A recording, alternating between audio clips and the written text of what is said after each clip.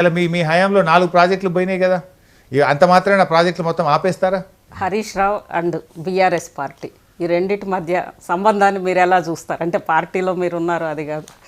అంటే నా రాజకీయం స్టార్ట్ అయిందే బీఆర్ఎస్తోని. నా రాజకీయం బీఆర్ఎస్ ద్వారానే ఈ స్థాయికి నేను వచ్చాను.